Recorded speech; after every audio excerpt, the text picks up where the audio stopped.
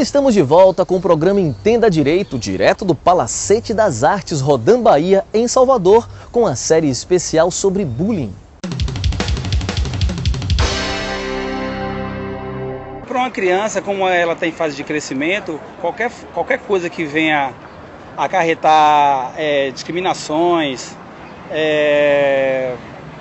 visões diferenciadas, né, daquela idade que ela está participando, que ela está vivenciando naquele momento, acarreta de alguma forma algum tipo de transtorno no futuro dessa criança, né?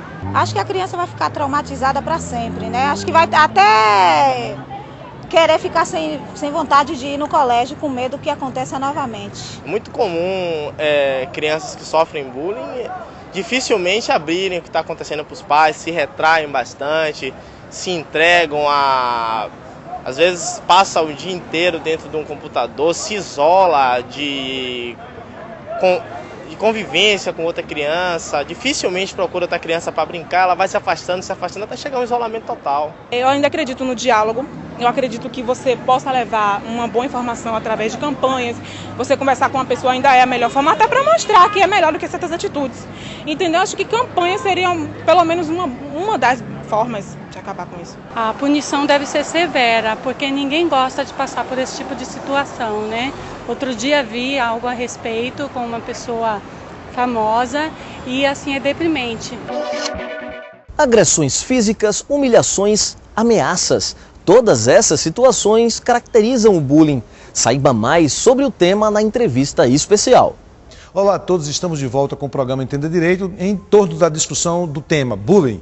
Conosco, o nosso convidado especial, a professora Suzy Andrade, que é psicopedagoga e também especialista em arte-terapia. Professora Suzy, seja bem-vinda ao nosso programa. Muito obrigada ao convite, né, e a importância de discutir o bullying na nossa sociedade. Professora, afinal de contas, quando surgiu o bullying e o que é bullying? Olha, o bullying sempre existiu, desde o tempo da escola, né, de existir a escola, existe o bullying.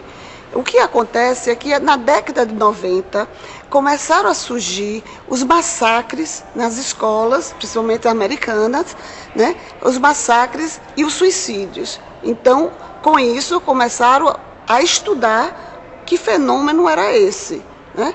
E descobriram que as pessoas que faziam o massacre, que depois suicidavam, foram pessoas que sofreram, né, todo tipo de humilhação, abusos, situações, né, de ridicularização, quando não física, também a verbal, né, de dizer que a pessoa vestia diferente, que a pessoa tinha um olhar diferente, era tímido, não se enturmava com as pessoas, e eles, a partir de então, foi que começou a se estudar o bullying como um fenômeno mundial. Mas, professora, e o que isso afeta no jovem, no processo educacional do jovem? E quais são as características para identificar o bullying? Bem, as características são duas, basicamente, né? É a questão do bullying físico, né? Do pontapé, do murro, da questão física, da agressão física, e a questão psicológica, que, ao meu entender, é a pior, porque você não está fisicamente agredido, mas psicologicamente você fica muito indefeso, você fica se sentindo, sua autoestima fica muito ruim, né? E isso vai trazendo problemas, vão começando a não querer ir para a escola, faltando a escola, não tem coragem de falar em público e começa a ter algumas características, né, de depressão, de pânico, e isso vai aumentando se não for diagnosticado precocemente. Tá, e como os pais, os professores podem fazer para ajudar? Qual é o papel de um professor, já que é sua área de concentração? O que é que o professor, como é que ele pode identificar isso no aluno e como é que ele pode ajudar e agir para evitar que isso traga um mal maior? Bem, O professor, hoje em dia nós estamos fazendo um trabalho de conscientização, então os professores estão mais atentos, estão percebendo o aluno que fica sozinho, sem amigos, o aluno que fica com medo na hora do recreio de ficar sozinho ou de ficar com os outros colegas, as piadas, né, os apelidos. Então o professor tem que ficar atento e começar a conversar e conscientizar a sua classe do que seja um bullying, por que não fazer, por que não discriminar, né? E eu acho que assim, isso já está se dando o primeiro passo sobre a conscientização do bullying. A senhora acha que os professores, as escolas e o Estado, o município, ou seja, o Estado como um todo, tanto estadual, municipal e federal, prepara os professores para esse enfrentamento? Os professores de hoje estão preparados para enfrentar essa questão do bullying, essa discriminação que os alunos sofrem em sala de aula? Não, preparado pedagogicamente do curso, na sua formação, não. Mas na prática, os professores já estão percebendo isso, já está se discutindo isso, né?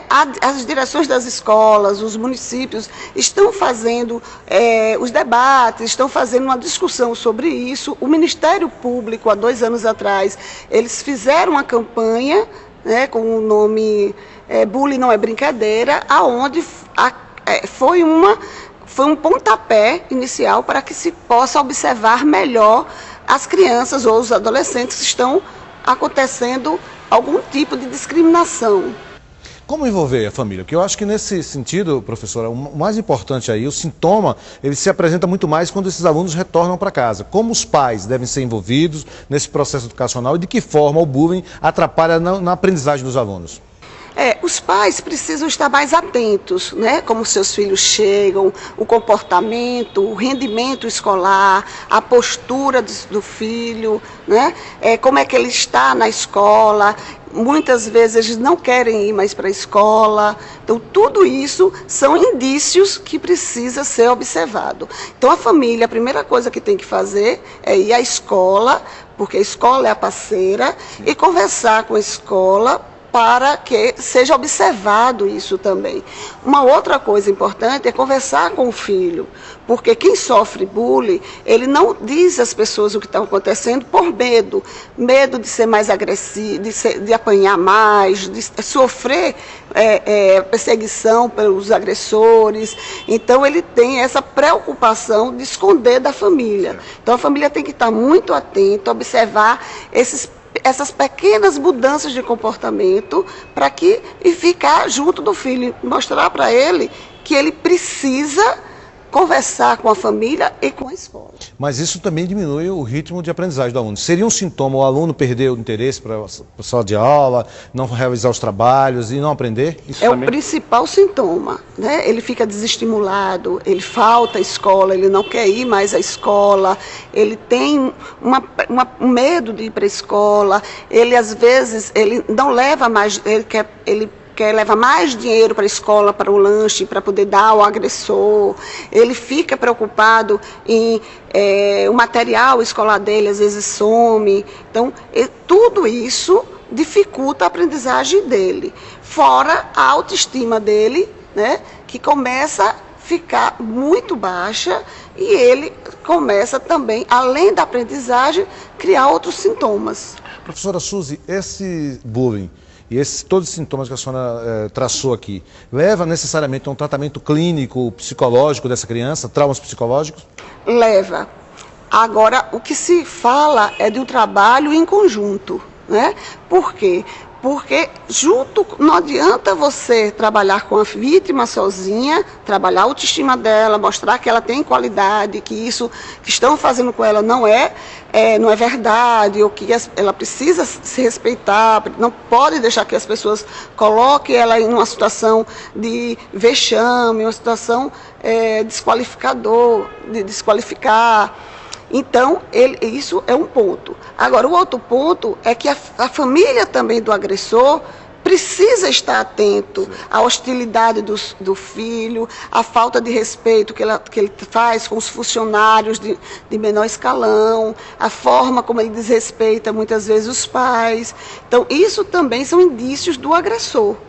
Ou seja, terá que ser tratado tanto o agressor como a vítima. Eu acho que é importante esse tratamento também envolvendo os pais. É essa a ideia? Em uma escola precisa ser visto o todo. O que é o todo? É um trabalho de conscientização, é um trabalho onde todos possam participar desse momento, né? Porque além da vítima, além do agressor, nós temos também o telespectador, né? Aquela pessoa que assiste, que sabe que está acontecendo com o colega, mas não se envolve. Não se envolve por dois motivos. Primeiro, porque ela fica com medo de estar neste lugar, né? De se tornar vítima desses colegas. E segundo, essa omissão que nos traz mais problema. Então é importante que as pessoas denunciem, todos aqueles que presenciarem atos de bullying, participe a direção, os colegas, os pais, a família, os próprios professores e qualquer um do cidadão. É essa a ideia. Isso, a participação de todos, né? Sociedade, escola, pais, alunos, tem que ser em conjunto. Tá? Por quê? Porque trabalhando isso em conjunto, você vai desenvolver, vai diminuir essa agressão, vai diminuir essa violência, né? E as pessoas vão começar a se respeitarem, independente de credo, de raça, né? de tipo, porque as pessoas precisam ser respeitadas como elas são. Logo após o intervalo, as dúvidas da população no Pergunte ao Especialista e o quadro Direitos da Gente. Voltamos já. Você não aplica medidas socioeducativas a crianças até 12 anos, vamos dizer. Então essa criança não vai ser punida.